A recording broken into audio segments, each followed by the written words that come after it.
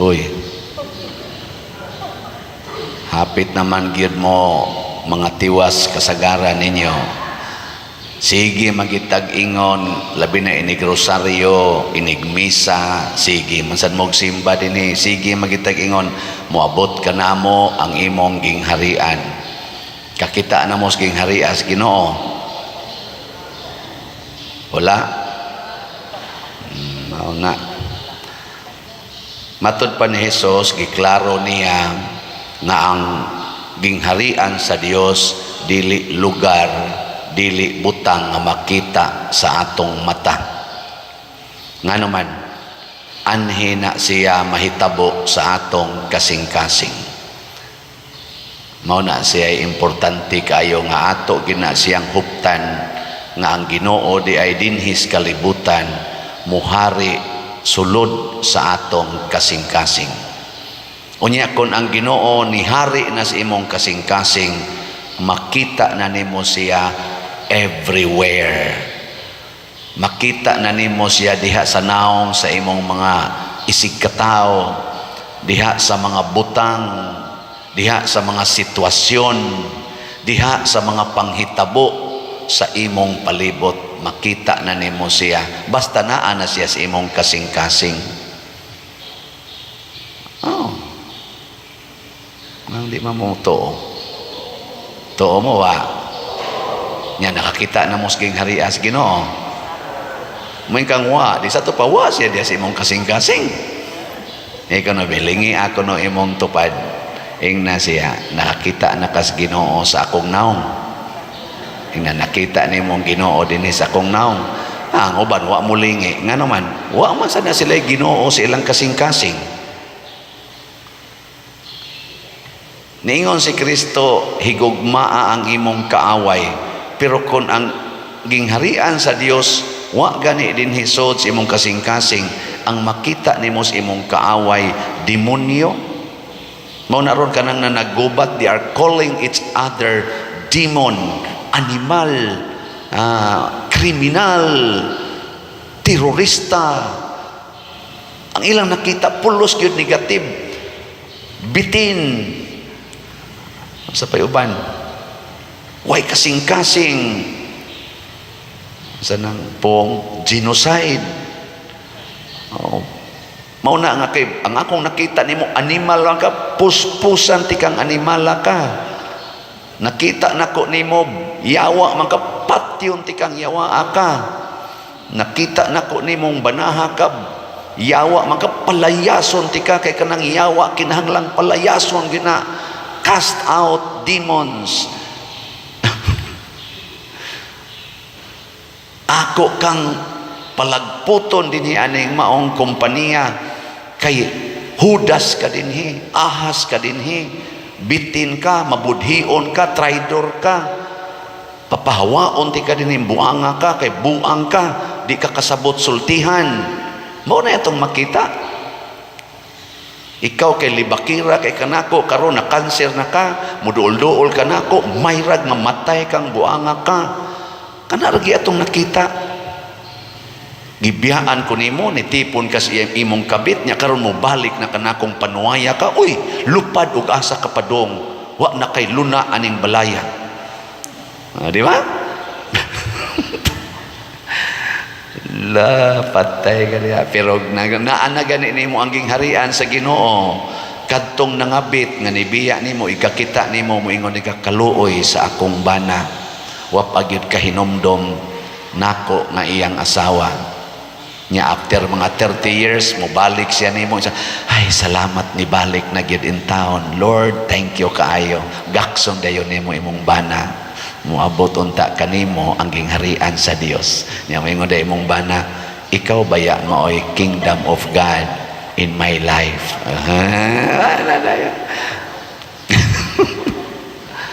Be kono be, sakto na dili. Namay kay mamutubag og sakto. Unya ron inig-ingos pare, pamalit mog slat. Kakita mo sa gingharian sa Dios diha anang mga slat nga gibaligya. Kanang moingon nga wa ko kakita pa der, wa kay gingharian sa Dios diha sod nimo. Ang naasod nimo ang gingharian sa yawa nga nagsigig ingon tiguman ang imong kwarta. Ayaw sa nay paambit kay kuwang pamanggani na napagukay ayuhunong balay, napagukay palitonon, napagukay gastuanan. Ayaw sa pag dunit-dunit pasag din ang uban diha mo dunit gasubra tingali ng kwarta nila, pero ikaw uy gakuwang ng kwarta nimo, pangita manggani kag kwarta perti magay nimong trabaho nya imo na no nang ihatag dito simban pasag dinas padersyano diha. Uy ngano gud tawo mo apil-apil ka diha. Mao na sila yung mga kingdom of Satan, ang pagpakig-iyahay. Sa atong unang pagbasa, importante niya i-challenge ta mo, sige hinig balik-balik og basa kaning Wisdom of Solomon, kaning gikan sa kaalam ni Solomon, labi na gid ning chapter 7 kay gi-describe dinhi unsa maning kaalam sa Dios, wisdom of God. Nindot kay pagka-describe niya dinhi ang kaalam nga maoy nagpurma sa tanan nga ania sa kalibutan, mauman ang akong magtutudlo. So ang kaalam sa Dios mo'y nagpurma sa tanan, the wisdom of God. Kinsa may nag-arrange anang imong kilay nga anhi ginaibutang dinis babaw. Way taong naghimo ana nya giangay gina niya tanan nya, lahi ang kilay sa tao, lahi sad ang kilay sa baboy, lahi ang kilay sa iro, lahi ang kilay kinsa may gahimo ana nga maong intellect. Kinsa may nagbuot nga ang imo rag yung buhok mo kusog kay mo tubo, pero ang imong kilay limitado aron dili mo tabon sa imong mata. Kay kun ang kilay pareha pag tinubuan sa imong mata, purti na untang daghanang nagtabon diha sa imong mata, di nakakakita. Kinsa may gabuot ana nga doon na ra gina siya limit. Ang kukuha may limit ana. Kinsa man say gabuot nga kanang buhok diha suod sa imong ilong, di o bolhibo nga nasa imong ilong, di sa na mo daghan kaayo, di sa na mo sobra kay kadaghan o katag-as hangtod di nakakaginhawa. Kinsa may gapugong ana? Ha? Nga ang imong balhibos, imong ilok banaghan magmaayo. O uban pang mga balhibo. Pero ngano man ang naas imong ilong, di man mo daghan hangtod makinggo, di na maginhawa na puno na buhok, na puno na balhibo. Limitado raman sad, pero naabya sa balibo. Kisa may gabuot ana? Wisdom of God. Ngano nang imong kamot nga tuo, wa man sa gina mo doble diri sa imong wa man gid masayop o nabutang bas imong tangkugo. Nganong mao man gid na iyang porma, equal man kaayo. Kada sa ato palang lawas makaingon ta, nganong na porma man eh? Because of the infinite wisdom of God. Kaalam sa Ginoo. Angay na kitang magpasalamat ana.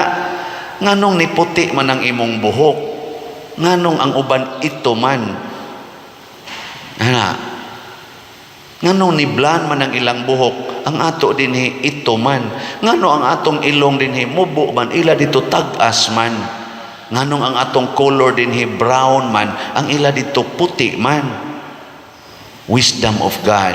Pero musapaw na gani ang wisdom of man, usbo na ang ilong kay sundon ko na tong taas, ang akong brown paputio na ninako ana, ang akong pagkalalaki himuon na nakong babae, ang babae himuon na nakong laki, magkagubot na ta ug mao na ang kabuang sa tao. Matod pa diri, ang espiritu sa kaalam mas sinabtanon og balaan, usara siya sa kinaiyahan apan nagapadayag sa iyang kaugalingon sa daghan nga mga paagi. Dili kini binuhat sa bisan unsang butang nga material ug nagalihok kini nga may kagawasan. Free kay siya. Tanawar ko ng imong buhok ni puti nya kolore ba ipaituma or ipablan nya, kay ang wisdom free man, ang iyang binuhat free man, mubalik ginagputi. Kabantay mo? mo na magsige na kag monitor. Hala, niputi na sad. Maluya kag pinugong niya, di gid nimo siya mapugnan, magsige ra siya balik-balik. Kay free man siya. Imong naong, imong ipa-facelift, imong nang ipaanag maayo, imong nang ipainat og maayo. Unya kana ganing nindot na kikag naong, batan-o na kay ka, mubalik ginang kunot.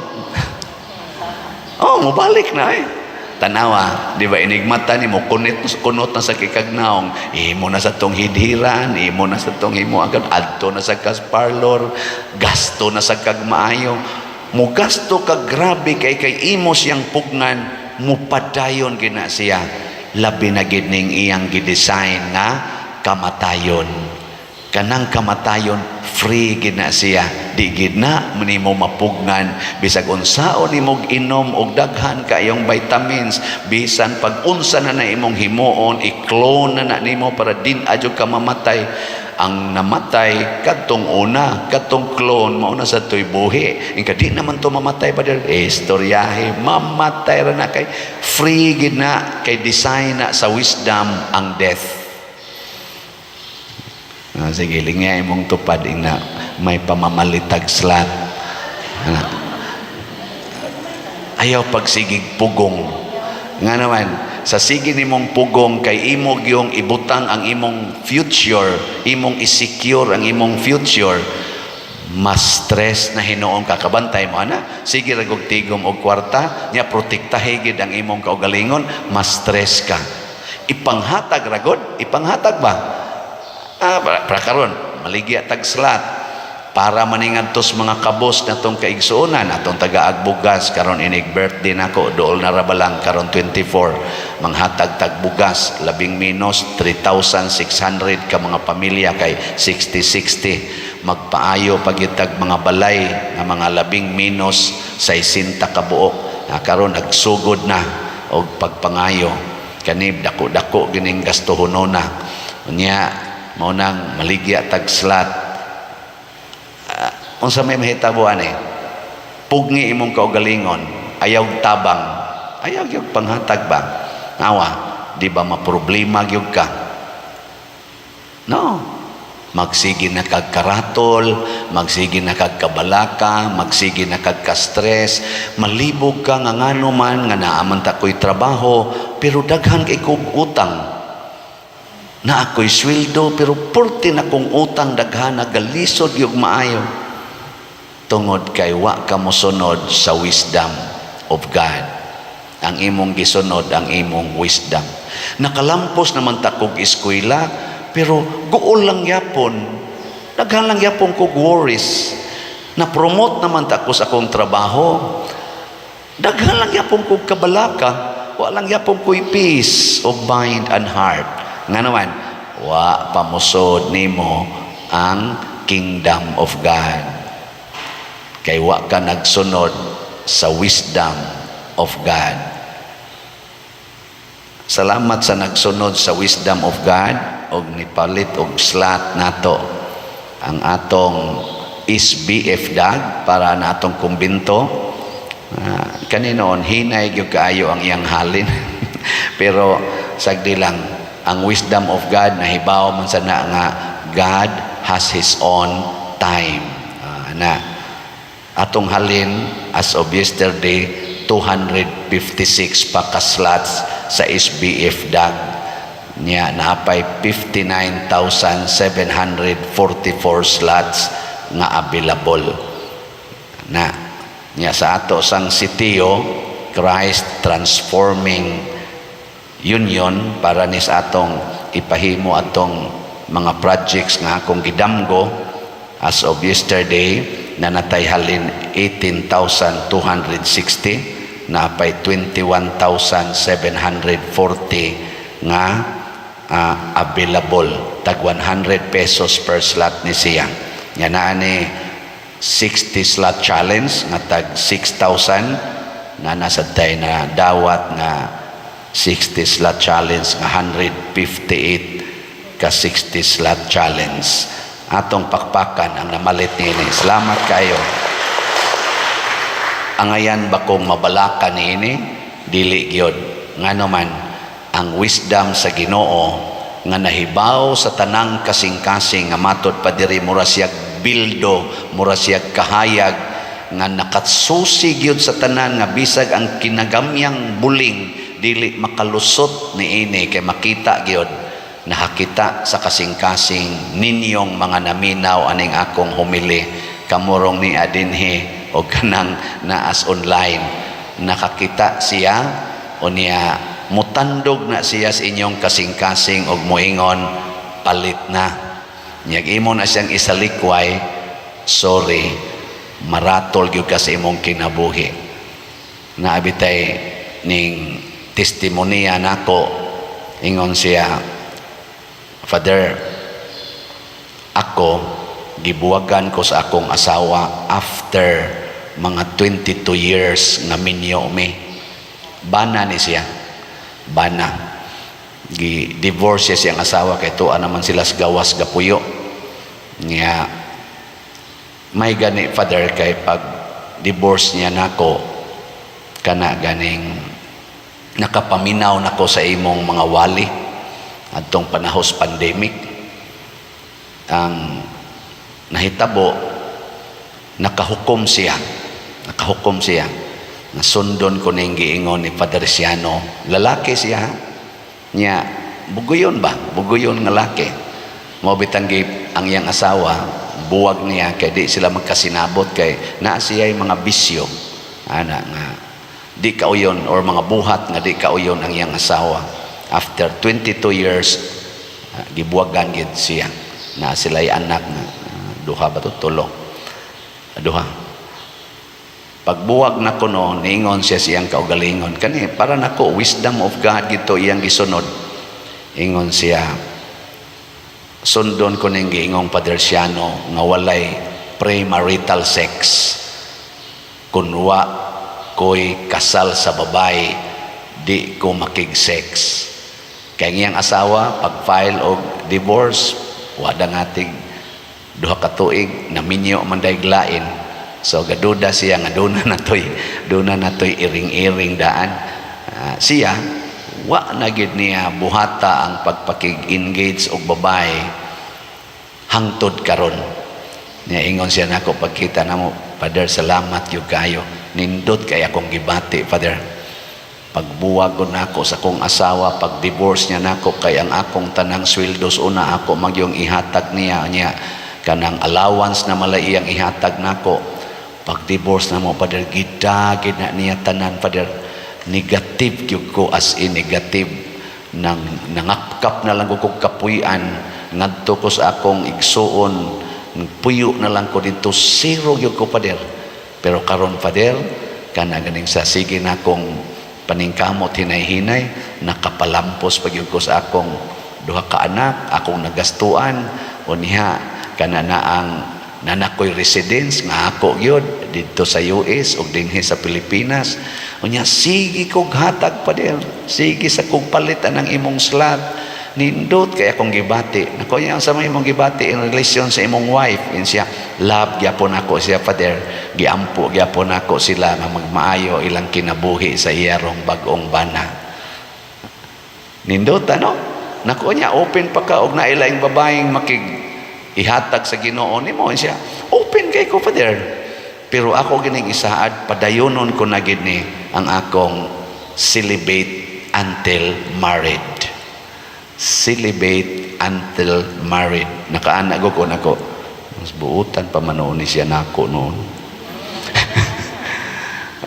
ano ba no kay kami ba mga pare ngandoy biyasan mi usahay sana siya wala naman siya pangandoy open lang siya kung naihatag ang Ginoo for God's glory matod pa niya hastag gud ang iyang mga amigo nga nag civil married iyang ipangkumbinser siya pagminyo gyud mo simbahan sala gina inyong gibuhat ako gani nga gi-divorce ko sa kong asawa nga minyo gyud mi wa man gani ko nagbuhat ana unya kamo na noon nga nanagyud mo'y kasal sa civil lahusan na ninyo kasal simbahan tabangan pa ko niya gastong uban ana nindot no na siya wisdom of God. Nakita na niya ang Ginoo everywhere sa pag-share siyang kwarta. Nga hibong lang kuno siya, nganong ni daghan man ni akong kwarta? Ngano man nga ni na-relax naman hinuon kay ko karon? Nga angayan man ta kurong maghilak, angayan man ta kurong maguol kay lonely man ko kung tan-awon. And siya, Father, kung magsunod itas Ginoo, no, we never feel we are lonely. That is the wisdom of God. Ayan, no? Sige, katapusang lingi sa imong tupad. Ingna din agit ta magsupak-supak sa pulong sa Ginoo, ha? Muna diri sa atong tubag sa Salmo, giklaro gyud nga ang imong pulong malungtaron sa kahangturan, Ginoo. Dili gid na matapos, di sad na mamakak, dili sad na muhatag nato sa mga kasakit. So inaot unta ang mga tao karong na naggubat mosunod na sa wisdom of God. Makita na unta sa taga-Russia ang Ginoo didto sa Ukrainians, ug ang mga Ukrainians kakita unta Ginoo sa mga Russians. Nga kini di ay kalibutan, dili di ay kita mo itag-iya, dili na awayan ang atong mga teritoryo, kung dili maghigugmaay ta nga way teritoryo.